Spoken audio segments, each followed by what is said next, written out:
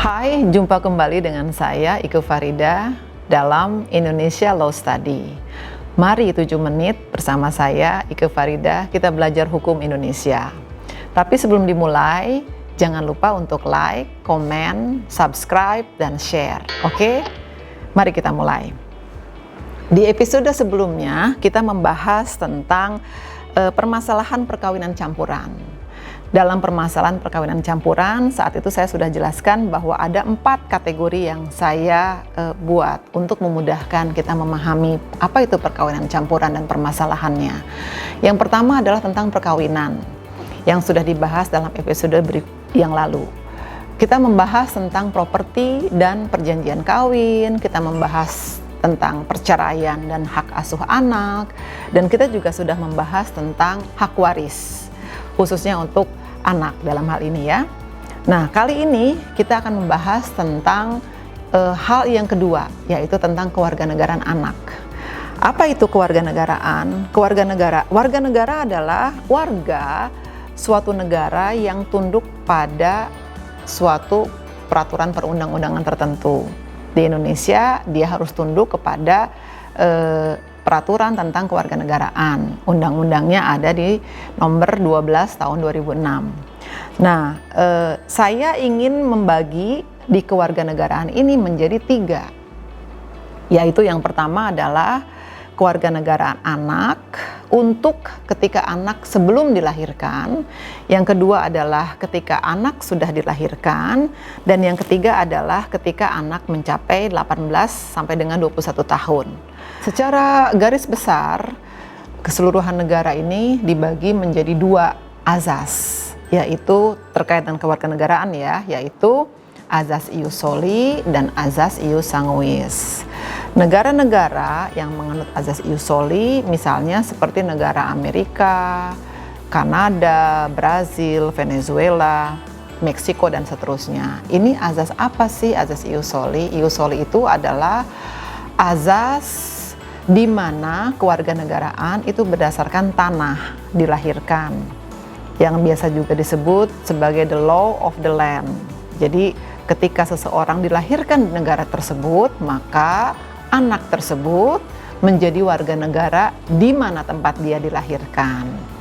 Azas yang kedua atau prinsip yang kedua yaitu azas ius sanguis, atau biasa juga disebut sebagai the law of the blood, yaitu kewarganegaraan di negara tersebut itu didasarkan atas darah atau keturunan dari orang tuanya. Jadi misalnya seseorang ayah dan ibunya dua-duanya adalah warga negara Indonesia. Nah, dia dilahirkan di Filipina. Kebetulan Filipina adalah negara ius soli, Indonesia juga ius sanguis, Indonesia juga ius sanguis, maka anak tersebut tetap warga negara Indonesia. Nah, saya lanjut dengan azas ius sanguis. Contoh-contoh negara azas ius sanguis itu misalnya Indonesia, Jepang, Inggris, Filipina, dan seterusnya.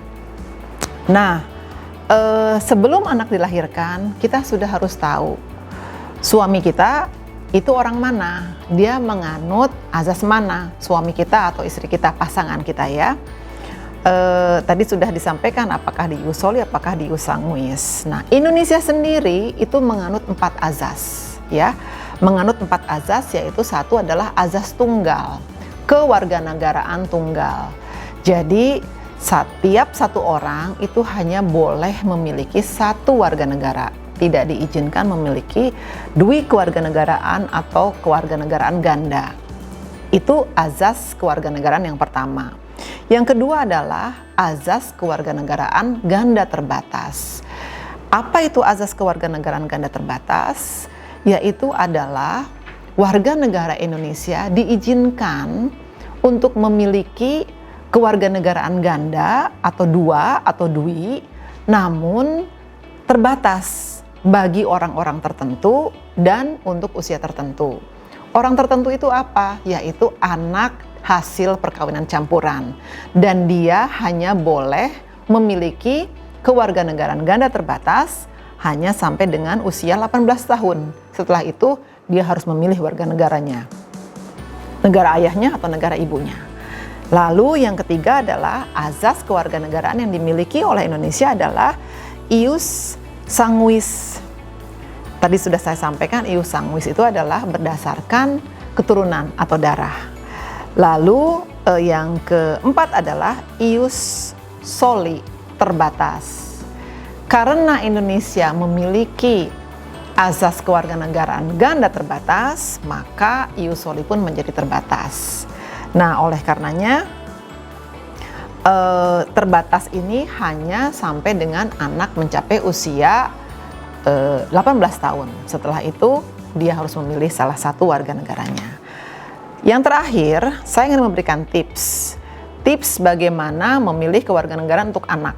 Nah, nomor satu adalah diskusikan dengan pasangan, baik dengan istri ataupun dengan suami. Ini anak nantinya mau berkewarganegaraan apa? Mau tinggal di mana? Pendidikannya mau di mana? Seperti itu. Jadi azas itulah yang dikarenakan itulah kita harus diskusikan dengan suami atau istri ya. Kemudian yang kedua adalah apabila masih ada hal-hal yang tidak difahami, segera konsultasikan saja ke orang yang mengerti hukum. Untuk episode kali ini 7 menit belajar hukum Indonesia bersama saya berakhir. Kita ketemu di episode berikutnya. Mari.